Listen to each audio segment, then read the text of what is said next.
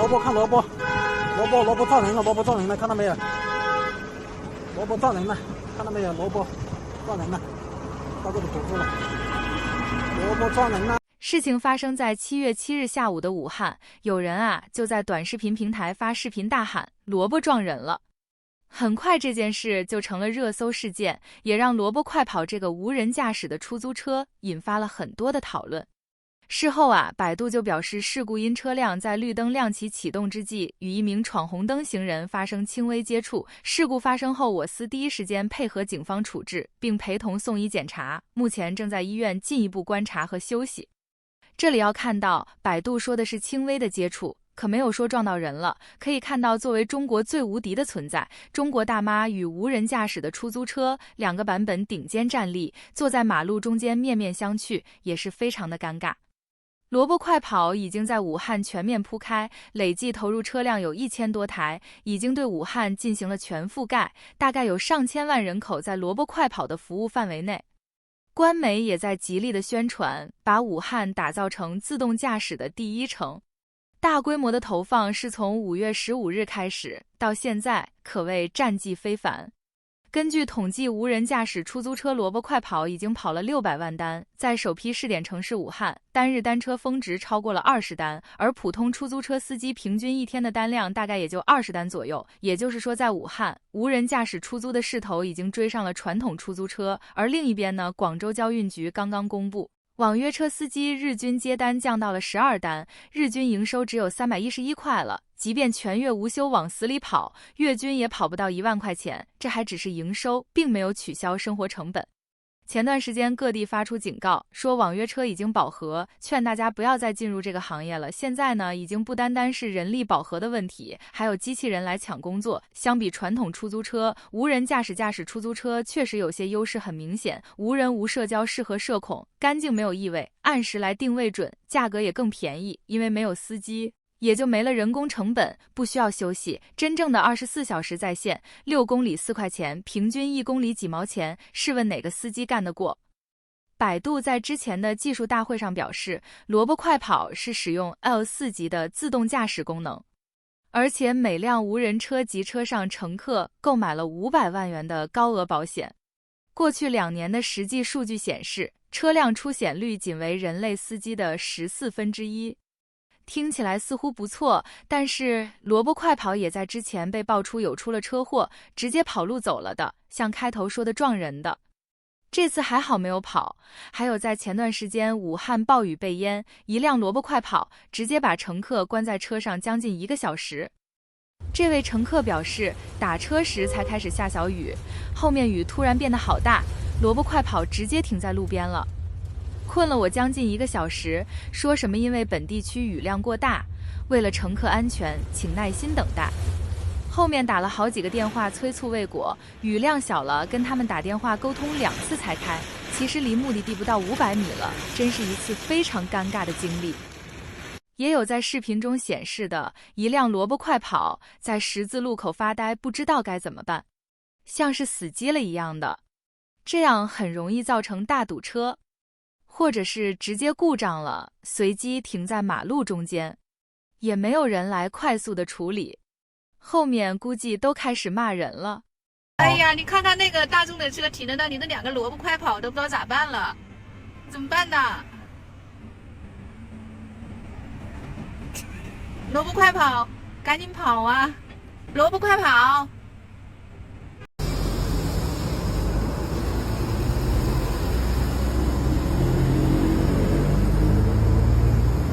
不敢走啊，礼让行人，因为这是绿车道，好，挡住了，又在逼，又停的那一下，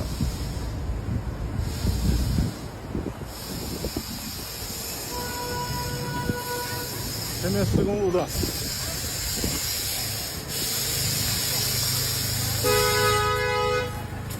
不敢走了，我操！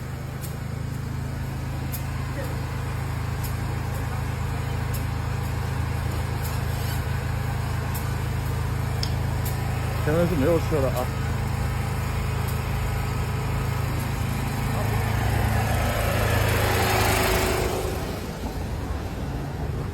就目前来看，无人驾驶比人驾更加礼貌一点。而且实际行驶速度也是非常慢，在武汉这个开车不让人，油门踩到底的地方，也不知道是怎么下的决心。从视频也可以看出，后面司机的喇叭快按冒烟了，这仅仅只是停了几秒而已。另一方面，中国在无人驾驶的法律方面也是空白的。有律师就表示，萝卜快跑发生事故责任算谁的？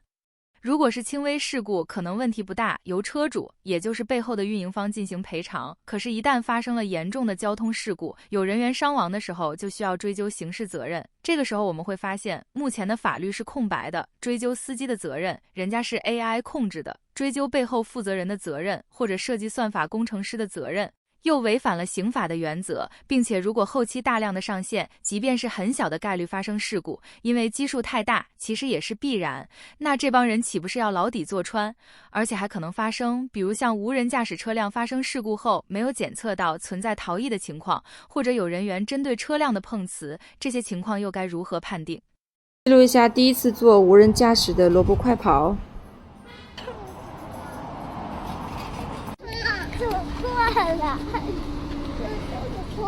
输入手机的后4位，车门就会打开。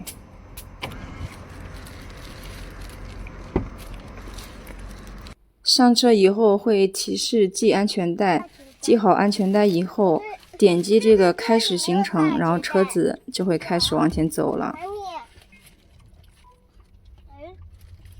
放一首歌，开始我们的行程吧。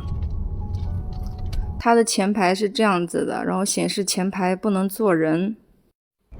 后边是这样子的，摄像头，转到右边，后面还是摄像头。其次，我发现它还配了这种安全锤。整个一路体验下来还是很流畅的，不管它等红灯呢，然后变道啊，然后掉头啊，都很流畅。关键它新用户好便宜啊，我打车10公里花费5块钱。但是我想它肯定不会永远这么便宜，就像当年滴滴跟优步争市场，那时候也很便宜，但是后面优步被挤出来之后，滴滴又开始涨价了，且看它怎么发展吧。能让小孩一起也上自动驾驶出租车，也是胆子比较大了。如果出事，这中间的法律问题也是说不清楚。那政府为什么还要大量的投放呢？就目前而言，已经开通的城市有北京、上海、广州、深圳、重庆、长沙、阳泉等10余个城市全面开放，面向公众常态化式运营。其中，萝卜快跑在武汉、重庆、北京、深圳开启了全无人自动驾驶运营。这就像是一场新的大跃进行为。中国在改革开放以来的政策就是，事情你先做，做得好不好，政府先睁一只眼闭一只眼。如果做得好了，事后再给你追认成果；做得不好，直接让你关门。这也就导致现在的无人驾驶可以遍地开花的原因。至于法律的空白，相信以后会出来，但是绝对不是现在，现在还是赚钱要紧。毕竟百度已经表明，明年将会全面盈利。现在不是推广无人驾驶出租车的时候。萝卜快跑无人驾驶出租车在武汉试运营，收费非常便宜，6公里只需要3块钱。这玩意儿只要有电，它就能24小时营业，而且背后的科技公司还有政府的资金补助。可是网约车司机拿什么竞争啊？司机得吃饭睡觉，还需要交租车钱，还得给公司上交分成，还得养家糊口。甭说补助了，平台不吸血就不错了。截止到2023年底，中国网约车司机有633万人，现在算上出租车司机，说整个行业有1000万从业者，不过分吧？一旦大规模推广无人驾驶出租车，那么这1000万人估计都得失业啊，背后是1000万个家庭。现在咱们中国经济处于比较艰难的一个时期，一定要想办法提高就业率，没有就业就没有消费，就没有经济增长的动力。无人驾驶出租车确实是先进，但是我问问大家，是先进重要还是民生重要？当前的社会应该先追求什么？科技是要为人民服务的，为人民提高收入、提高生活质量，不是用来砸掉人民饭碗的。所以我认为，起码现在不是推广无人驾驶出租车的时候。现在网络上也是众说纷纭，有网友就表示，科技的发展是服务人，而不是取代人。萝卜快跑无人出租车取代了传统的出租车，现在满大街都是无人驾驶。按照这样的趋势发展下去，以后会不会还发展成无人驾驶的大货车？又将造成多少大货车司机没法生存？我想问问那些所谓的专家学者，还有那些欢迎科技取代人工的那些人。20年以后的中国会是什么样？快递干掉了实体店，大量人失业；智能取代了员工，工厂里大量的工人失业；无人快递干掉了快递小哥，大量的快递小哥失业。未来全部都是无人驾驶，那就不需要考驾证了，也不用交警了，保险公司也可以少很多，汽修厂也用不了几家了。无人厨房全部都是预制菜。你只需要点点手机就行，无人网络售货，反正都是看图片，无人客服服务，厂家只需要全部无人打包，无人快递送到客户手中，无人矿山，无人工厂，无人学校，无人医院，无人，剩下的就是两口子在家生孩子，坐吃等死就可以了。天下人都没有事儿干，都没有地方挣钱。我们这个社会到底会走向何方？你能研究一下告诉大家吗？当年出租车取代人力车的时候，大量的青壮年失业转行去学习驾驶技术，可是问题他都需要人都有钱挣，反应快的挣多点儿，反应慢的少挣点儿。可是现在不需要人了，这是不一样的，大家懂不懂？这些失业的人肯定会流向其他的行业，造成其他的行业更卷。你去看看现在大街上摆地摊的有多少，以前摆个地摊还能勉强挣个生活费，现在每天挣个几十块钱甚至是零蛋。中国近些年发展确实令国际瞠目结舌，但发展的成果是让多数人受益，还是让一小撮人受益？是普惠的大众还是普惠的小众？这样的遥遥领先我不敢苟同。科技应该是探索星辰大海，让社会更和谐，而不是与民争利。高科技与各类无人技术本没有错，但如果由资本操纵来发展，结果就是让底层人大量失业，这就与美好的生活愿望背道而驰。都搞无人了，那你还鼓励生2胎3胎干嘛？还要那么多人干嘛？同样的道理，当社会上没有人的时候，还要科技干嘛？这两者是相辅相成不矛盾的。毕竟都搞无人的话，那结局就是真的无人了。尽管也有消息显示，武汉的出租车司机有向政府请愿，还有准备向法院起诉等，但是效果其实并不大。因为中国已经是真正的鲁迅笔下的时代了，而且现在还更快了，变成了人工智能来吃人了。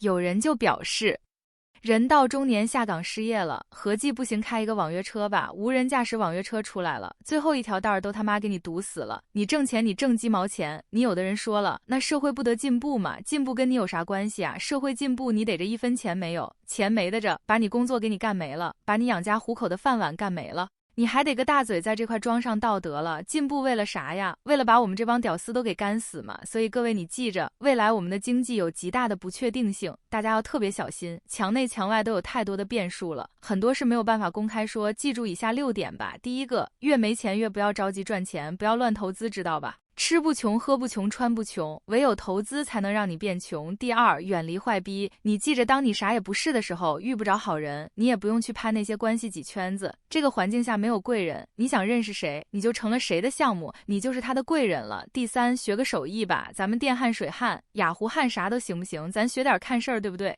未来对人心灵上的服务才能不被人工智能取代啊。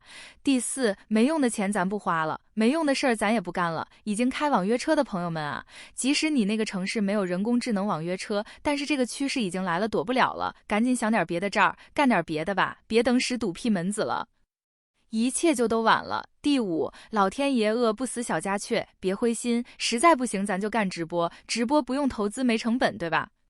直接扭大腚。现在网络上主打的就是一个反差，那些小姑娘可以，中年大叔相信也行的。